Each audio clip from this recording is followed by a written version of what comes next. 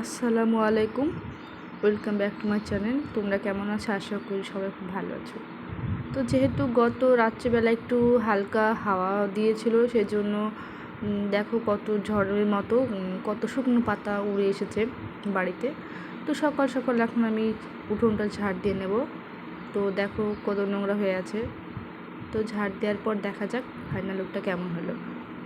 তো এখন আমার উঠোনটা ঝাড়টার দিয়ে সমস্ত কিছু কমপ্লিট, ঘরটার মোছা সমস্ত কাজই কমপ্লিট। তো চলুন এখন উপরে যাওয়া যায়।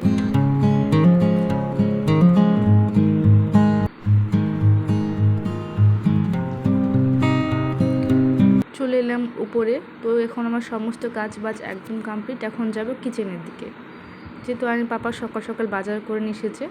তো বাজারগুলো আমি সেইভাবে দেখাতে পারিনি, তখন ভিডিও করা হয়নি। তো সবজিগুলো আমি ফ্রিজে রেখে দিলাম।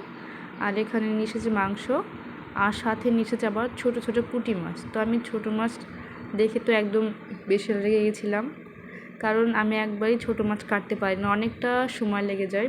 কিন্তু আমার পাপা ছোটো মাছ অনেক পছন্দ করে, সেজন্য আমাদের জন্য মাংসর জন্য মাছ ছেড়ে কাটতেই হবে। তো অনেকটা সময় ধরে আমি ছোটো মাছগুলো কাটলাম।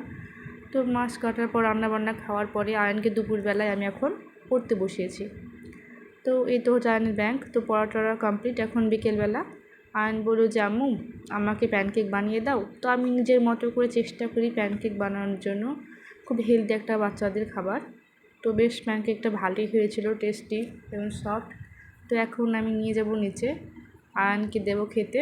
ও যে নতুন একটা লাঞ্চ বক্স নিয়ে আসা হয়েছিল স্কুলের জন্য, এখনও সব কিছু এটাতেই খাচ্ছে। তো আজকের মিনি ব্লগটা এ পর্যন্তই। সবার যদি আমার ভিডিওটি ভালো লাগে থাকে অবশ্যই লাইক কমেন্ট সাবস্ক্রাইব করে দিও। সবাই ভালো থেকো, টাটা।